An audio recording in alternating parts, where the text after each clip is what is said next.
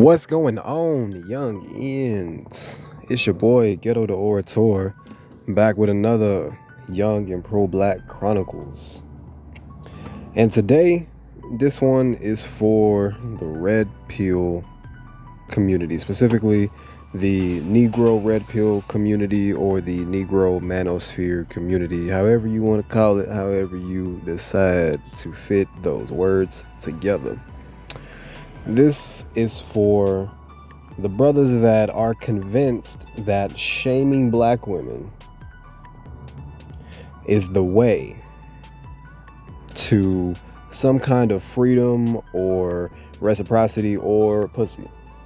Because it seems like a lot of brothers are attempting to shame black women for their standards because they're not getting the types of black women, looks wise, that they would like while they're in the economic position that they're in, whether it be favorable or not, whether they got money or not. A lot of times in this space, brothers will talk about how black women with children wanting six-figure earners or higher with looks and height and things like that is unreasonable. A lot of times brothers talk about how black women's attitudes prevent them from getting the kinds of men that they want. A lot of times brother will give every reason in the book for why black women cannot get what they want out of black men, because most black women want black men. This is not even just a belief, this is evidence. Shit, you see this in real life, you see it online, you see it everywhere. Most black women want to be with black men. Most black men, quiet as kept, don't believe the hype from the internet, want to be with black women. But also too, real life and online reflect each other. The same way you'll have niggas praising the caves online, you'll have niggas praising the caves in real life. So they're both very prevalent, but understand that we want to be with each other. And we do have our issues with each other that we do, but the problem is that most black men don't want to do what's necessary to uplift our standard of our reality within our community so that our women will see it as more necessary to compromise with their standards. The reason why they want the highest motherfucking catch, the reason why they want what they want, and it may seem high or far out there or high caliber, is because the standard within our community is so low, but black women's barrier to entry into certain communities and to certain access of men is not as high. The barrier to entry of higher caliber women as far as looks goes is very high. If for the most part, if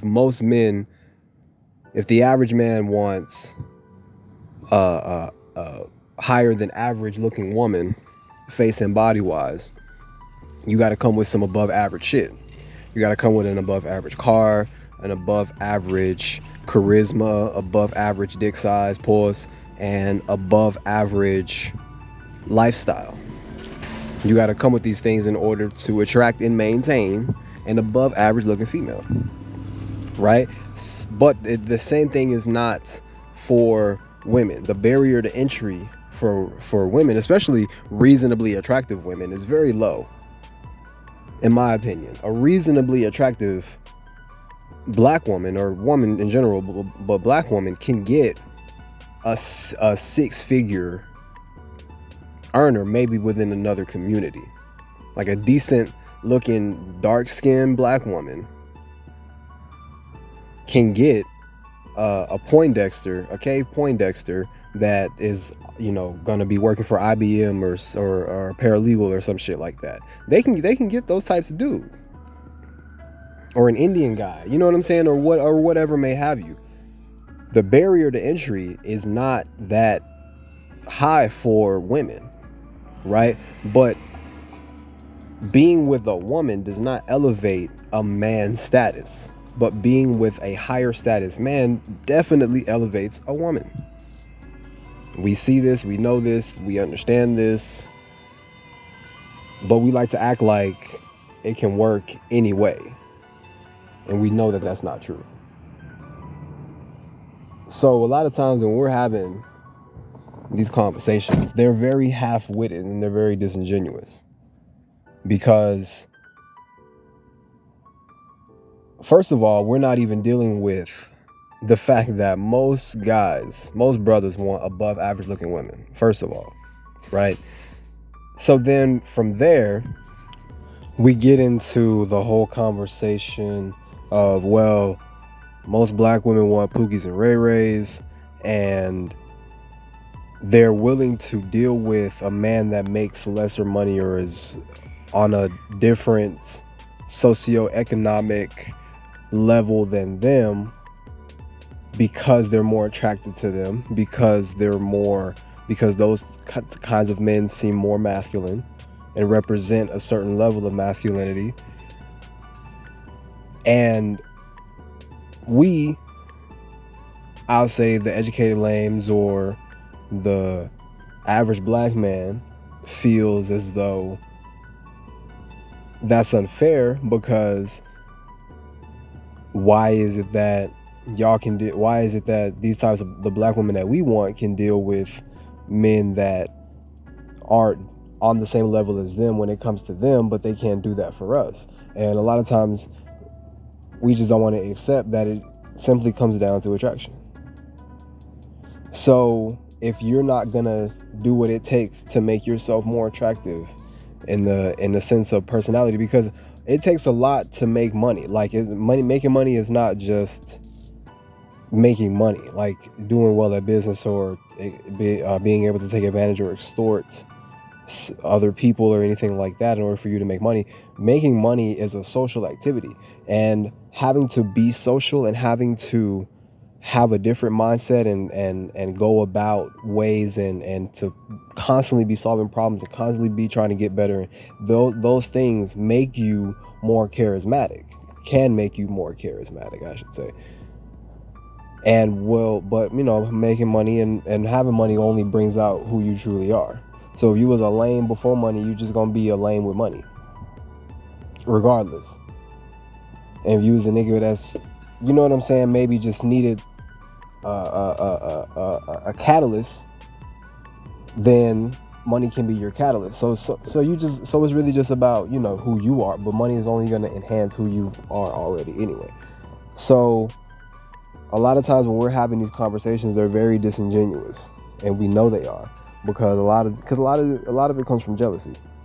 Because we're not going to sit up here and tell these women that, hey, the average looking black woman that, hey, you would have a better chance in other races of communities, especially when it comes to relatively attractive black women, but they just don't have maybe the bodies.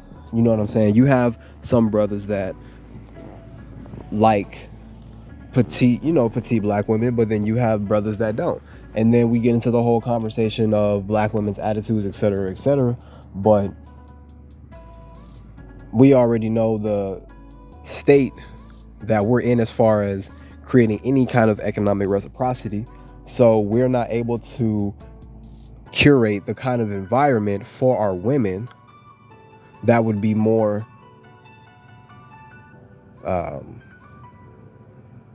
favorable for us, just us as black people. So of course our women are going to have these bad attitudes when generations of black women have had to get it on their own. Even before the 60s, you had black women who were getting tired of being abused, so they were telling their daughters to not deal with a man that abuses you.